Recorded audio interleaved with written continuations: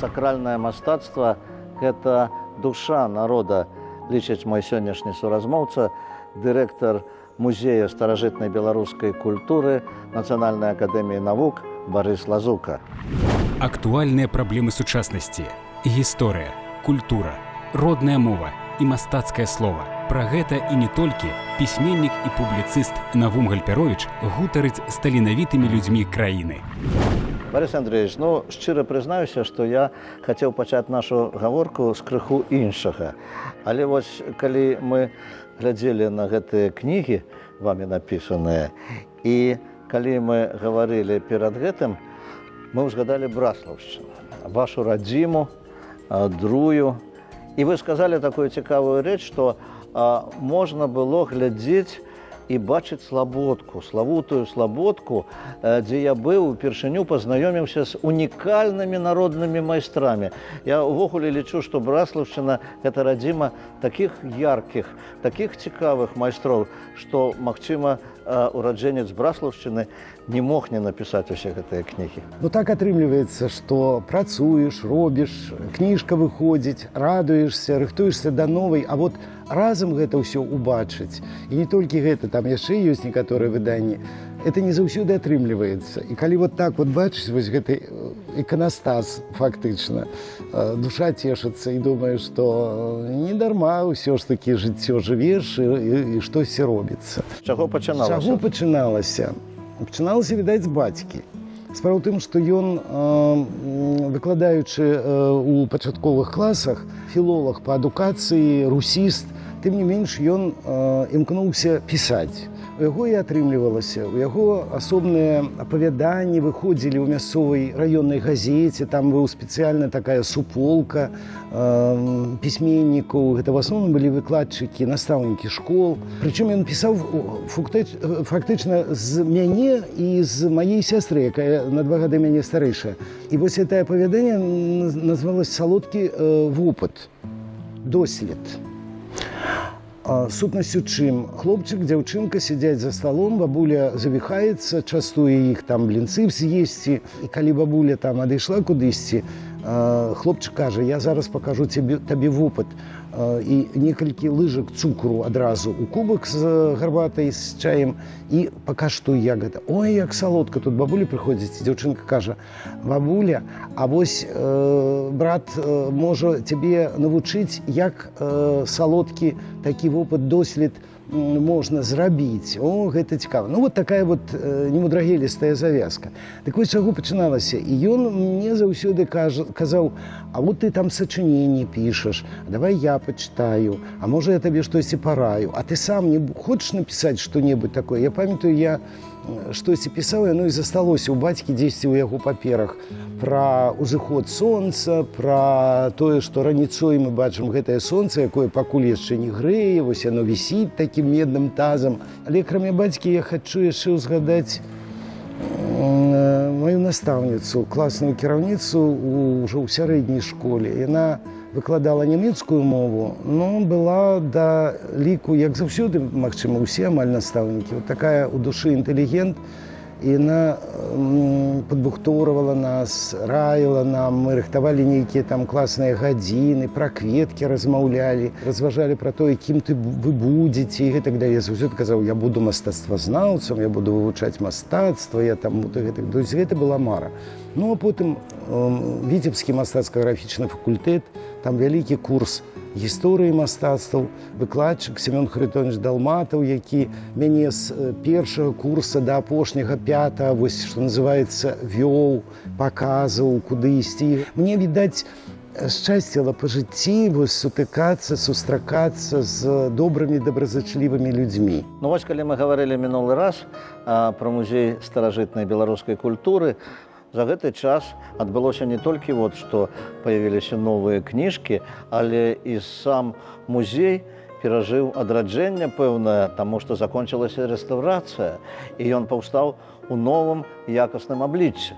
Да, гэта так. Дзякуй Богу, вось гэтая рэканструкцыя, якую мы называем так, яна закончылася, і мы зараз бачым зусім новую экспазіцыю, новую трактоўку экспанатуры, новую арганізацыю залаў, новыя падыходы ў дэманстрацыі і беларускага іканапісу, і беларускага традыцыйна народнага касцюму. Фактычна ўсіх калекцый. Іх у нас даволі багата, 8 вялікіх калекцый. І вось мы іх паказваем. Вось гэтая рэканструкцыя, якая вялася некалькі гадоў, яна прывяла не толькі нас, тых, хто вот фактычна гэтым усім і займаўся, і не толькі будаўнікоў, не толькі мастакоў, дызайнераў, але і кіраўніцтва акадэміі да неабходнасці далучэння, фарміравання новага, ну, магчыма, нават музейнага комплексу, музейна-выставачнага, адукацыйнага комплексу. Ён у нас фактычна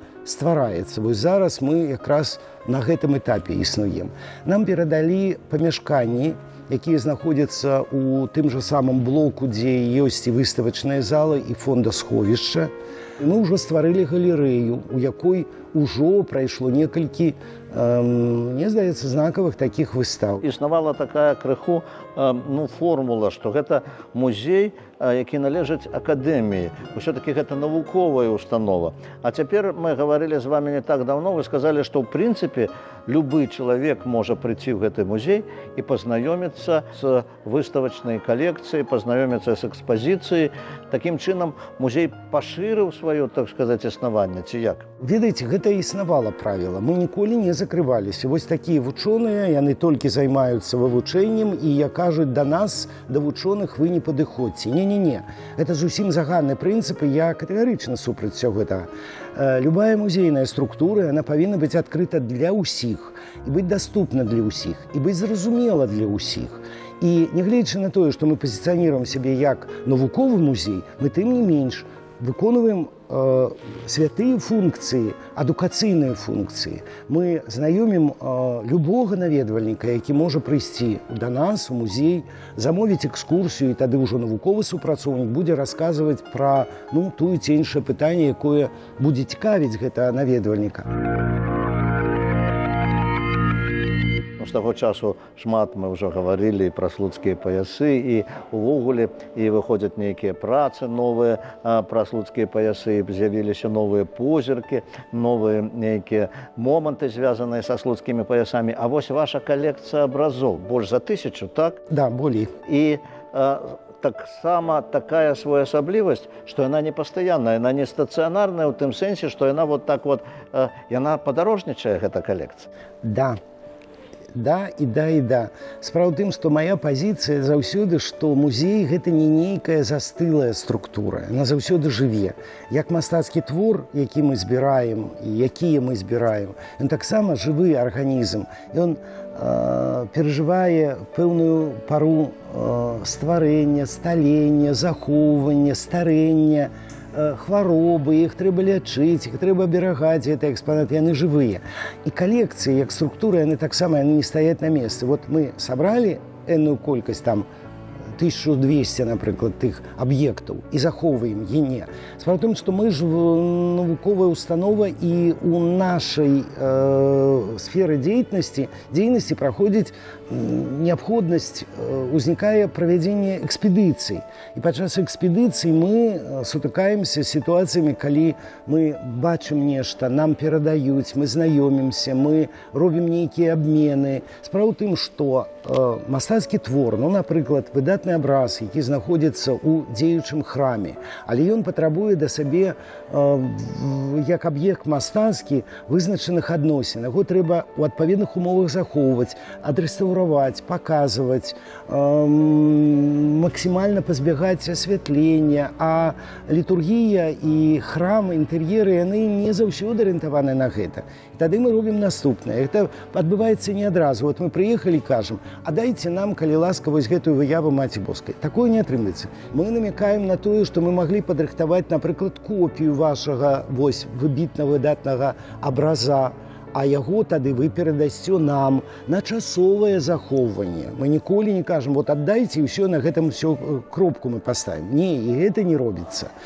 Калі новы твор сакральнага мастацтва, культуры з'яўляецца ў храме, ён праходзіць адпаведныя, будзем так казаць, чысцілішча.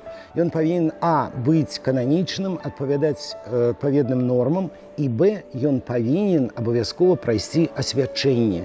Толькі тады ён атрымлівае вось гэты новы статус, як аб'ект пакланення, як аб'ект звароту вернікаў да яго і іншае. Тут ужо не столькі важна, што гэта арыгінал 18 стагоддзя, ці гэта дакладнейшая копія, выкананая мастакамі па гэтаму арыгіналу. Вот статус гэта аб'екта пакланення, ён застаецца, і ён ствараецца нанава быццам бы. Так што у нас у музеі з'яўляюцца новыя творы, новыя рэчы.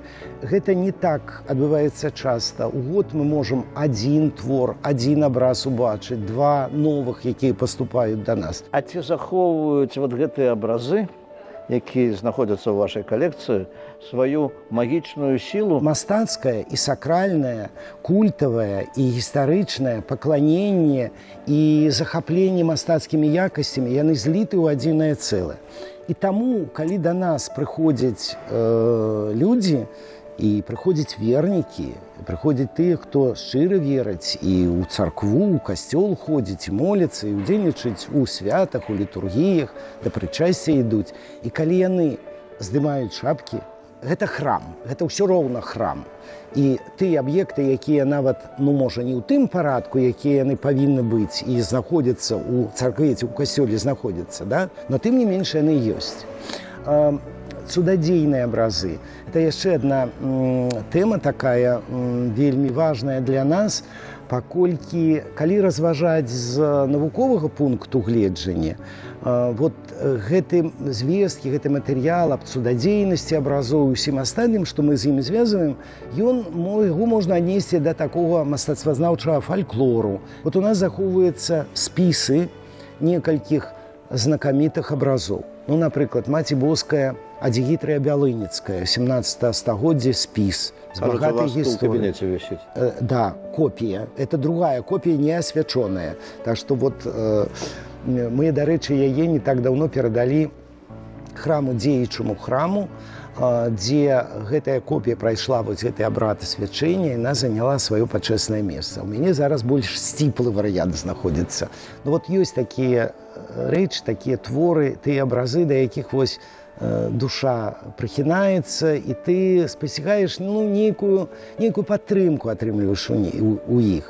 Дык вось такі абраз. У нас ёсць цудоўны спіс 19 стагоддзя Маці Боскай Вастрабрамскай, знакамітага абраза у Вільні, які знаходзіцца. Скажыце, а вось рэстаўраваны твор, ён захоўвае сваю духоўную сілу? Безумоўна. Тут, вы ведаеце, мы карыстаемся паняццямі, якія зыходзяцца на матэрыяльным: дошка, палатно, аснова, падрамнік, фарбы, і на духоўным увасабленні, на духоўным адчуванні, на эмацыянальным адчуванні. Ёсць працэнтныя суадносіны. Калі больш страт, напрыклад, там за 50% фарбавага слою, асновы грунта, то тады вельмі складаныя пытанні ўзнікаюць. А калі мы разглядаем абраз, у якім ёсць страты, напрыклад, фона, нейкіх другарадных частак, то тады магчыма ўмяшанне рэстаўратара, і яны будуць там да месца. Апытанка яна будзе вельмі кароткай, таму што, вынікаючы з таго, што мы гаварылі, скажыце, калі ласка, рэстаўратар, ён павінен быць, як Андрэй Рублёў, скажам, так сказаць, кананізаваны. Ён павінен быць ацаркоўлены. Я думаю, што не кожны. Вот уявіць сабе ўрача. Ёсць самыя выбітныя, тыя, якія ад Бога, талент яму дадзены ў пальцах, хірург, які гэта можа рабіць. Тады, відаць, да. Ну што ж, і яшчэ адно такое пытанне. Вы верыце, што знойдзецца крыж Ефрасіні Полацкай? я не губляю гэтай надзеі. І, магчыма, вучоныя, гісторыкі, крыміналісты знойдуць нейкія хады і выхады, і мы паступова намацаем гэтыя падыходы, якія прыадкрыюць нам таямніцу завесу і крыжа Ефрасіні Полацкай, і дзесяткаў, можа, сотняў тых рэчаў, якія былі страчаны. Гэта бясконцая, цікавая тэма, і я нагадаю нашым тэлегледачам, што сённяшнім маім суразмоўцам быў кандыдат мастацтвазнаўства, дырэктар музея старажытнай беларускай культуры Нацыянальнай акадэміі навук Барыс Андрэевіч Лазука. Усяго найлепшага, да пабачэння, да сустрэчы.